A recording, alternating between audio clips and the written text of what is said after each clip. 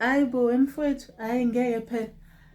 Wena nje ke ngiyakwazi akusiwe phela namhlanje yini inkinga noma kungathiwani. Hawu njena ke nje sitalo. Yini inkinga?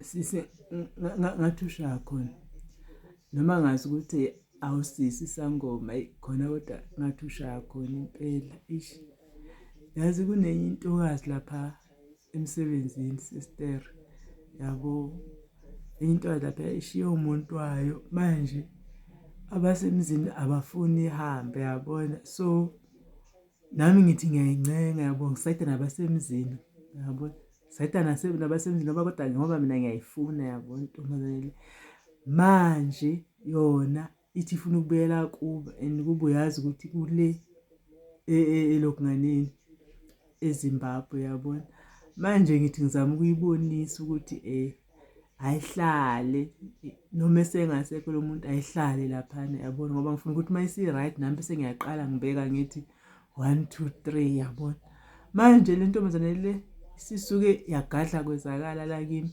ngoba sisuke yathinta iBhayibheli manje sister ngoba bengingafuni ukuthi ibone ukuthi angazi yabo ngeBhayibheli ya understand ukuthi phela lo muntu ngiyamfuna wena sister nje ngisathi ngiyagadla wavele wathi yena phela kasuye uRuth waseBhayibhelini zayime emthumeni kimi ukuthi sengizogadla ngithina ngifuni phela abone okungazi ngavele sikhathe le ndaba le soyibona kusasa kanti mina ngiyazi ukuthi hayi ngifuna ukuzala kuzo ngitshela kahle ngalo Ruth ukuthi kwenzakaleni angifuni phela lo muntu lo abone ukuthi lo muntu akazi lutho nje ngeBhayibheli akazi lutho sidalo hayi ngeke sister ngicela ukungihlephulele sister ukungichazela phela ngiyakwazi ukuthi umuntu weBhayibheli ngene ungichazele ukuthi kwenze njani ngalo Ruth wakhona ke Oh!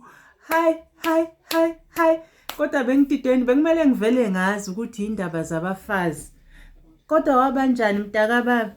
Bekumele ngazi nje ukuthi indaba zabafazi. Ngiyakwazi phela wena. Ngiyakwazi awedlulwa skate. Awuthi ke ngithwala iduku ke mangizokhuluma ngeindaba zeBhayibheli. Akobe lengane yabantu uyimisele into eserious ngayo. Uthi ngithwale hayi ke mfowethu ngiyakuzwa ke nasi ke story sika Ruth ke mfowethu kusho ukuthi kwaIsrael ngesikhathi sendlala kwakunomndeni ke eBethlehem ngithi uyazi ukuthi iwaIsrael owasuka eBethlehem waya eMoab kusho ukuthi wahamba lo baba nomfazi wakhe namadodana akhe amabili mabefika eMoab kusho ukuthi ke amadodana akhe ashada amantombazane akhona lapho ama-Moabites uyabona ashada amantombazane akhona lapho ama-Moabites oku-Opha noRuth uyabona ukuthi uRuth ungena kanjani la madodakazi kwaku-Opha noRuth bashada kuthe njalo aphinda ashona futhi namadodana uyabona kwaqala washona ubaba wabo lamadodana belapha eMoab kwathi kusenjalo namadodana emva ukuthi aseshadile aphinda nawo ashona okusho ukuthi lo mama ke wayesesala yedwa uma mezala kabani kaOpha noRuth kusho lo baba lona wayeshade uNaomi uyabona ukuthi uNaomi umama wala madodana amabili ashona ashiya abafazi okuRuth noOpha uyabona so uNaomi ngokubona ukuthi useshonelwe indoda washonelwa nezingane zakhe wadecide ukusuka kulelizwe ayeze kulo ngenxa ebalekela indlala adecide ukubuyela emuva kwaIsrael eBethlehem wadecide ukubuyela eBethlehem ke uNaomi so mayise decide ukubuyela eBethlehem naba laba uRuth nobani asele nabo noOpha okungayini ama-daughters in law alright mayise decide ukubuyela ke emuva uNaomi wasetshela amadodakazi wakhe ukuthi awabuyele nawo emakubo besenze njani bese eyashada uyabona asengashada wakhulutha asengashada wavela wasenawo ini amadoda uOpha ke wahamba kanjalo njoba ezwa umother in law ethi akahambe uRuth yena wathi ma angeke ngikushiye ngiyahlala mina angisabuyeli ekhaya ukuthi ngiphinde futhi ngenze njani ngishade uRuth wadecide ukuhlala nobani nomama mezala wakhe phela angithi yayibona le ndaba mfowethu uNaomi weza eMoab ngoba ebalekela indlala uza nendoda yakhe nezingane ezimbili zabafana mayifika eMoab ingane zakhe zabafana zishada Moabite okuRuth noOrpah ne.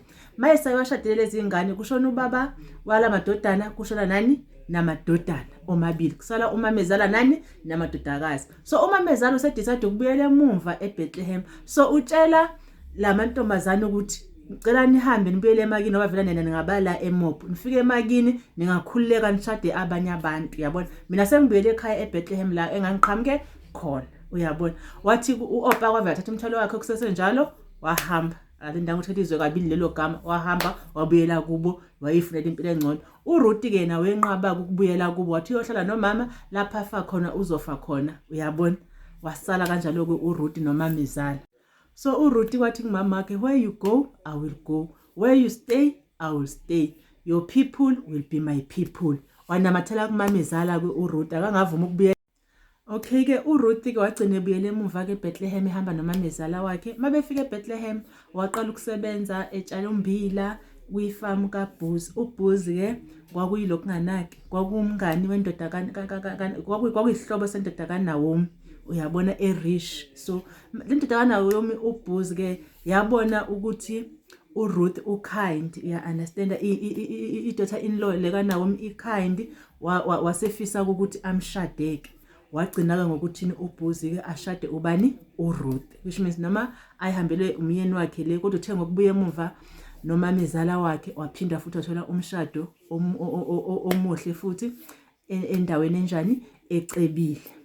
Hayi ekushadeni noBooz ke uRuth wazala indodana yakhe kwaba uObed, and then uObed who was the grandfather of David, King David. So mawazi uKing David ke you can count back ke ama lineage uzobona ukuthi okay ukule line le yabo Ruth ubani uDavid.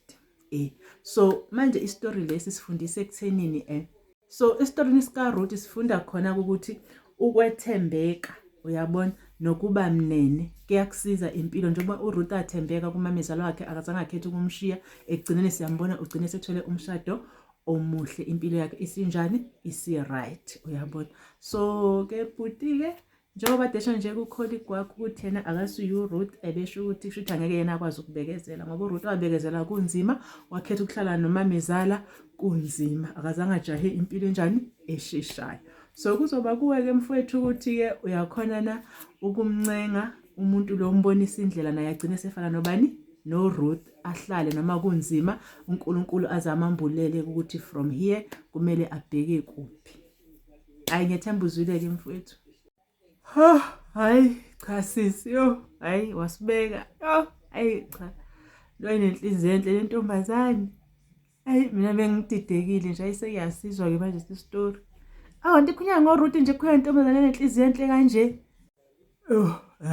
Hayi sisi hayi sikhona lesi story lesi awu kanti uRuth umuntu olunge kanje.